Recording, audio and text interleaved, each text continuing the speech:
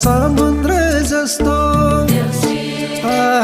हृदय होस्, चन्द्र सूर्य झै उदय होस्। हाय अर्जुनको जस्तो दृष्टि होस्, हाय ब्रह्माको जस्तो हाय सृष्टि होस्।